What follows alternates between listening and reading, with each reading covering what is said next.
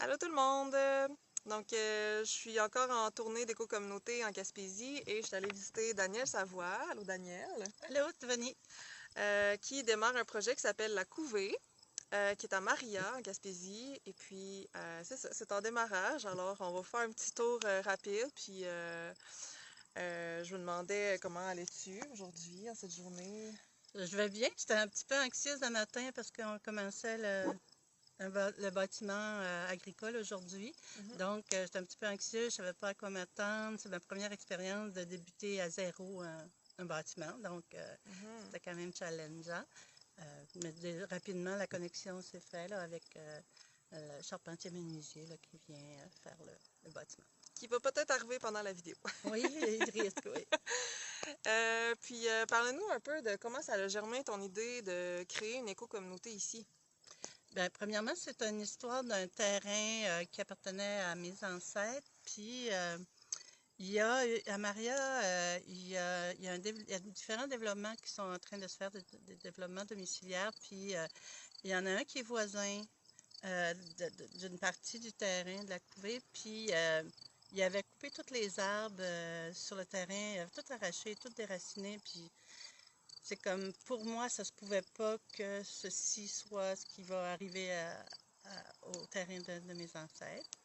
Puis, en même temps, dans mes croyances ou de la façon dont j'ai été élevée, c'est vraiment de redonner à la communauté. On a été chanceux, on est en santé, etc. Mhm, Donc, pour moi, ça a été rapidement de dire, ah non, je laisse pas ça faire, je veux protéger ce lieu ici, mhm. puis qui a 1,2 km de long. Puis c'est vraiment étroit, là, c'est une bande là, de 150 pieds à peu près. Donc c'est quand même un long, mais un étroit terrain à aménager. Puis mon rêve, c'est de l'aménager en permaculture. Mhm. Puis comme tu me disais tantôt, c'est que tu vois les gens peut-être qui s'intégreraient ici vraiment, qui ont un élan de contribuer à l'avenir, tu sais, puis qu'il y ait pu, que ça appartienne au collectif, tu sais, là, comme là, tu es la propriétaire, tu es la fondatrice, Oui. puis tu es à la recherche de cofondateurs pour justement créer cette communauté-là ici, sur ce terrain-là, qui va justement, qui est fait sur le long, mais qui va jusqu'à un ruisseau, qui a différents zonages aussi. Fait qu'il y a quand même un bon potentiel, là. Puis j'ai envie de vous faire bouger peut-être pendant qu'on jase pour vous montrer le lieu. Vous avez peut-être vu qu'on avait de la boucane d'en face, mais c'est parce qu'il y a un feu là. Ici, on a même les plans du bâtiment qui a commencé à se construire aujourd'hui. Oui. Enfin, hein, oui. Enfin, enfin. Puis moi, ce matin, j'avais la mission de faire un écriteau pour l'accueil, on va dire. Je vous montre ici. Un peu, faut que je me place comme du monde. Alors, la couvée. Projet en permaculture. J'ai aucune idée si vous voyez. Voilà, il me En reste effet. juste un petit colibri à dessiner. Donc ici, on a le stationnement, le chemin d'entrée qui est quand même récent, hein, c'est... Oui, ben le chemin d'entrée il a été fait l'année passée, c'était bûché l'hiver d'avant. Il a été fait l'année passée, puis cette année, il a fallu le retravailler à cause de... il y a quand même eu pas mal d'eau ce printemps, fait que pour être capable de rentrer sur le terrain avec des autos, avec Mhm, motorisé aussi, il mhm. fallait que je le renforce, donc c'était ma première chose cette année.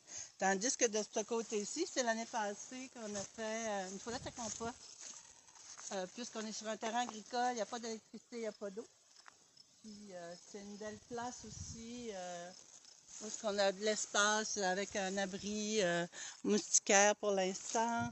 On s'en va, Pour la première butte de permaculture. ouais, la première butte que j'ai fait avec mon énergie, que j'ai eu l'énergie et l'élan de la faire puisque on avait gratté l'espace pour le bâtiment, donc j'avais la matière première.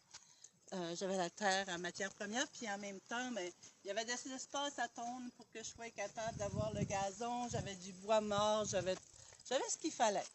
Fait que je me suis lancée. Je croyais avoir un peu d'aide manuelle. Finalement, c'est le voisin à mon fils qui est venu avec son tracteur pour finaliser la butte parce que comme plus d'énergie à mettre dedans. J'ai aussi eu la visite de Renaud de la Rochelière qui est venu contribuer avec faire les totes et toute la plomberie là, pour la récupération d'eau de puits. Puis aujourd'hui, ben, on a une génératrice qui est venue s'installer ici. Ben, c'est rustique ici, là. Il n'y a pas d'électricité, il n'y a pas d'eau courante. On fait avec les moyens du bord. Puis t'as un Winnebago qu'on a passé tantôt. On va y passer après. Là, ce qu'on en est aujourd'hui, on débute vraiment la construction. On est à faire les monticules pour se mettre au niveau. Aujourd'hui, c'est la principale chose. Donc, pelleter du gravier, mettre ça au niveau, c'est vraiment notre mission du jour pour être capable de travailler dans les prochaines semaines, je pourrais même dire le prochain mois. Puis qu'est-ce qui va se faire dans ce bâtiment-là, Danielle? Ce bâtiment-là, c'est vraiment comme mon bâtiment collectif. Là. Moi, je l'appelle le camp de base. C'est comme ici qu'on se rassemble, qu'on se met à l'abri, qu'on peut se faire une petite bouffe à l'abri, qu'on peut starter une game de jeux de société, peu importe, des discussions. Je suis quand même quelqu'un qui aime jaser, j'aime ça, avoir la perception des autres. Ça me nourrit, puis en même temps, ça nourrit le projet. Donc, c'est ce qu'il y en est. Puis, vu que je m'intéresse à la permaculture, ben, je voulais que mes matériaux viennent d'ici, donc ils ont été bûchés ici. Puis, c'est mon frère qui a un moulin portatif là, qui est venu faire le bois, les planches, les madriers, tout a été fait ici. Donc, pas de transport, pas rien qui est en dehors même du village. Cool. Le bois est présent, c'est prêt, on peut vraiment se lancer dans l'aventure. Puis, ben, étant donné qu'il n'y a pas d'eau, pas d'électricité sur le terrain, ben cette année, l'année passée, j'avais là en octobre, parce que je suis tombée à la retraite en décembre, je m'ai dit, moi, j'ai besoin de ça. Et ça, je l'ai trouvé par hasard avec des signes de pisse. Ça me parle vraiment. Tu as donné un nom en plus. Ben oui. Dis-leur donc leur nom, son nom. Fidèle la liberté. Voilà. Donc, voici Fidèle la liberté, la première habitation mobile de la couvée. Oui. Minimaliste, on vit minimalement en démarrant des communautés bien souvent avec pas grand-chose. Oui. C'est le bout que j'ai d'aménager actuellement. Il y a de l'espace pour aménager des sentiers, des jardins. Il y a même...